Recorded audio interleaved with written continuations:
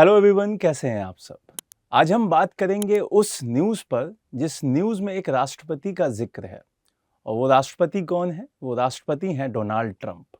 अभी ये राष्ट्रपति के पद पर आसीन भी नहीं हुए थे, अभी काबिज भी नहीं हुए थे, और इन्होंने 3 घोषणाएं ऐसी कर दी कि पूरा विश्व सोचने पे मजबूर हो गया कि भाई डोनाल्ड ट्रंप का राष्ट्रपति बनना क्या इस विश्व के लिए सही है।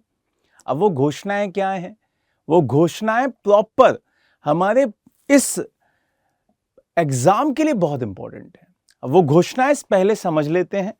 वो घोषणाएं हैं आपका, पहली कि पनामा कैनाल को वापस लेना है, दूसरी ग्रीनलैंड को खरीदना है, और तीसरी कनाडा को अपने अमेरिका में यूएसए में मिला लेना है, उसको 51 स्टेट नंबर बना देना है। ये तीनों ही बड़ी खतरनाक से डिसीजन लगते हैं डोनाल्ड ट्रंप के, और इस पूरी न्यूज़ में क्या क्या हुआ, क्या क्या उसका इतिहास रहा, उसको भी समझते हैं, उसको भी जानते हैं। सबसे पहले हम बात करेंगे पनामा की, उसके बाद ग्रीनलैंड की, और उसके बाद कनाडा की। तो यहां पर मैं कुछ आपको पोस्ट दिखाता हूं जो कि किसके द्वारा की गई हैं, जो कि खुद डोनाल्ड ट्रंप जी के द्वारा की गई हैं। उन्होंने सीधे सीधे लिखा है कि भाई मैं पनामा को वापस ले लूंगा, और वापस ले लूंगा इसका मतलब उस पर दोबारा से अधिकार कर लूंगा। अब क्यों ऐसा कहा जा रहा है कि अधिकार कर लूंगा? क्योंकि पनामा कैनाल सीधे सीधे पनामा देश के अंदर है, और पनामा देश आपको पता ही होगा, जिसका भी हम आगे चल के जिक्र भी करेंगे, उसका बढ़िया से जानेंगे भी, वो कहां पे दिखाई देता है ये भी अच्छे से समझेंगे।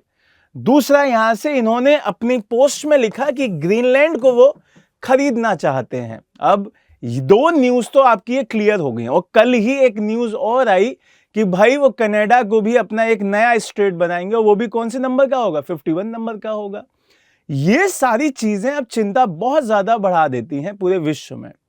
यहां पर आपको सबसे पहले पनामा की अगर जिक्र किया जाए तो पनामा एक नहर जो कि छोटे से देश के बीच में है। पनामा यहां पे देश है, और इसी के अंदर एक कैनाल है जिसका नाम है पनामा कैनाल। अब ये नहर क्यों अपने आप में इंपॉर्टेंट है? क्योंकि व्यापार की दृष्टि से अगर देखा जाए, ट्रेड की दृष्टि से देखा जाए, तो तीनों माध्यम में अगर मेन माध्यम देखूं व्यापार के लिए, तो एक तो होता है थल से, एक होता है वायु से, और एक होता है जल से।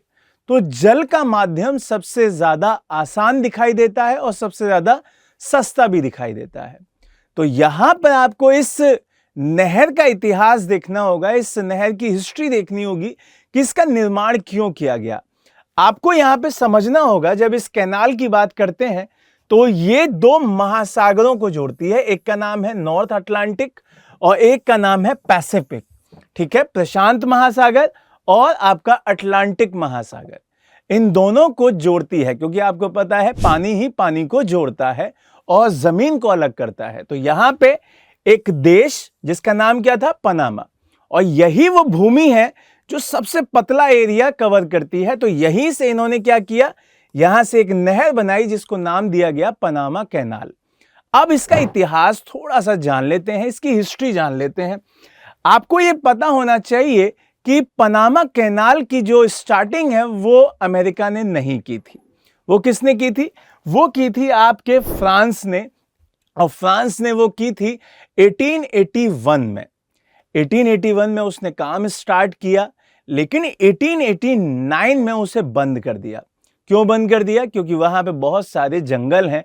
जब आप उस एरिया को देखेंगे तो बड़ा ही खतरनाक एरिया, बहुत सारे वहां जानवर ऐसे हैं जो बहुत जहरीले हैं, जिसकी वजह से फ्रांस के बहुत सारे जो श्रमिक थे वो वहां मारे गए।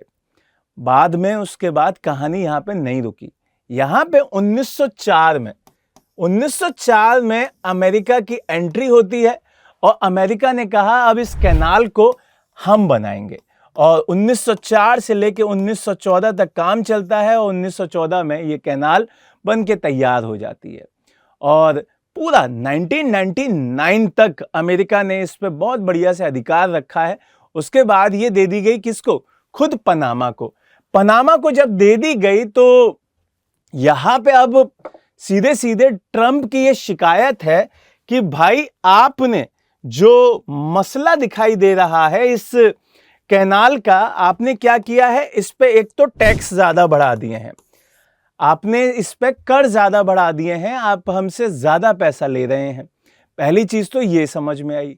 दूसरा, यहां पे अमेरिका का कहना है कि आप इस पे चाइना को ज्यादा प्रिविलेजेस दे रहे हैं, ज्यादा अधिकार दे रहे हैं। तो दूसरी शिकायत ये भी है, वो बिल्कुल नहीं चाहता कि चाइना यहां पर कंट्रोल करे। क्लियर हुआ ये बात? आपको समझ में आ रहा होगा कि अमेरिका क्यों इसका और ज्यादा विरोध कर रहा है। तो पहली चीज पनामा की तो ये क्लियर हो जानी चाहिए। आपको इतिहास भी समझ में आ गया होगा। अब आपको थोड़ा सा मैं यहां पे समझाऊं कि अगर मैं यहां से, इस एरिया से, सैन फ्रांसिस्को से न्यूयॉर्क जाना चाहूं, तो अगर मैं जमीन के रास्ते से जाऊंगा तो काफी टाइम भी लगेगा और बहुत ज्यादा खर्चा भी होगा। तो पहले के टाइम में, जब हम पहले इतिहास में जाते हैं, जब 1904 की बात करते हैं, तो वहां पे सड़क सुविधा इतनी बेहतरीन नहीं थी। लेकिन उस वक्त अमेरिका ने सोचा कि भाई जब हमारे पास ये पूरा का पूरा रास्ता है यहां से, तो यहां से क्यों ना बनाया जाए। इससे हमारा एक तो समय बचेगा, उसके साथ साथ हमारा पैसा भी बचेगा, क्योंकि इससे पहले यहां से पूरा घूम के आना पड़ता था और दक्षिणी अमेरिका से होते हुए प्रॉपर क्रॉस करके तब यहां पे नाव इनकी पहुंचती थी, न्यूयॉर्क पे यहां पे पहुंचा करती थी। तो एक तो टाइम बचा, एक पैसा बचा। अब यहां पे ये पूरी चीजें यहां से अमेरिका के हाथ से खिंचती हुई नजर आ रही हैं। अब इसी बात का उन्हें दुख है। तो अब एक चीज तो ये क्लियर हो गई होगी। दूसरा, अब दूसरे चीजों पे चलते हैं। ग्रीनलैंड की बात कर लेते हैं भाई। ग्रीनलैंड और आपका कनाडा। कनाडा को 51 स्टेट बनाने की बात की है और इसको खरीदने की बात की है। अब ये डेनमार्क के अधीन है। आपको यह भी बता दूं कि ग्रीनलैंड पूरे वर्ल्ड का सबसे बड़ा आइलैंड है, सबसे बड़ा। और यहां पर डेनमार्क, जो कि यूरोप का देश है, ये इसका कंट्रोल चलता है। यह भी चीज समझ में आ जानी चाहिए। तो डेनमार्क ने सीधे बोल दिया है कि हम बिकाऊ नहीं है, हम किसी को भी अपनी जमीन नहीं बेचेंगे। यह डेनमार्क का स्टेटमेंट है। दूसरा, कनाडा की अगर बात की जाए, जहां पे आपको पता ही होगा वहां के जो पीएम हैं, जो कि ट्रूडो साहब हैं, जस्टिन ट्रूडो, उन्होंने भी सीधे सीधे बोल दिया है कि अगर अमेरिका हमारी जो सरलता है, हमारा सरलता का स्वभाव है, उसके साथ मजाक करेगा तो फिर अमेरिका के साथ हमारे संबंध, हमारा ट्रेड खराब होगा। तो ये जस्टिन जी के शब्द हैं। वैसे ही आपको ध्यान देना होगा कि कनाडा पूरे वर्ल्ड का सेकंड नंबर का एरिया कवर करता है, सबसे बड़े देशों में सेकंड नंबर पे आता है। तो यह भी बात कही गई थी अभी थोड़े दिन पहले ही कि हम कनाडा, भारत, मैक्सिको, जो कि इसके नीचे आता है, मैक्सिको, चाइना, इन सब पे हम टैरिफ भी लगाएंगे। तो ये सारी चीजें आपको ये दर्शाती हैं कि भाई अभी तक आप प्रेसिडेंट के पद पे आए भी नहीं हैं, क्योंकि आपको पता होना चाहिए कि 20 जनवरी 2025 को, 20 जनवरी 2025 को ये पद ग्रहण करेंगे। तो जब 2025 में जाके पद ग्रहण करेंगे, उससे पहले इतनी 3 बड़ी धमकियां कि हम पनामा को कंट्रोल में लेंगे, हम ग्रीनलैंड को खरीद लेंगे और कनाडा को अपने देश में शामिल कर लेंगे, तो ये बहुत बड़ी बात है।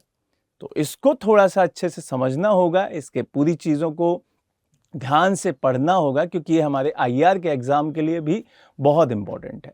क्लियर है ये बात? तो चलिए अब एक लास्ट में एक आपके लिए क्वेश्चन छोड़ के जा रहा हूं, जिसका आप कमेंट बॉक्स में जरूर आंसर दीजिएगा। क्वेश्चन क्या है? क्वेश्चन है आपका, पनामा नहर के संदर्भ में निम्नलिखित कथनों पर विचार करें। इसका निर्माण फ्रांस ने शुरू किया था। यह अटलांटिक महासागर और प्रशांत महासागर को जोड़ती है। उपयुक्त में से कौन सा कथन सही है? आपको ध्यान देना है कि सही वाला कथन चुनना है, ना तो एक ना ही दो, केवल दो, केवल एक, एक और दो, दोनों।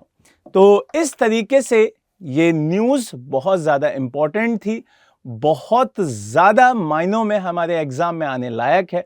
क्यों? क्योंकि पनामा कैनाल आज की डेट में ट्रेड के लिए बहुत ज़्यादा इम्पॉर्टेंट है। अगर सुएज कैनाल के बाद देखा जाए तो ये पूरे विश्व में सेकंड नंबर की ऐसी जो नहरों में आती है जो कि ट्रेड के लिए बहुत ज़्यादा इम्पॉर्टेंट है। क्योंकि आपने अभी थोड़ा सा मैप में मैं फिर से दिखा देता हूं, यहां पे मैंने दिखाया कि एक तो आप दक्षिण अमेरिका से, दूसरा आप यूरोप से भी और अफ्रीका से भी, इन सब से अपना ट्रेड बेहतर कर सकते हैं। तो इसको बढ़िया से पढ़िएगा, इसको बढ़िया से समझिएगा। जय हिंद, जय भारत।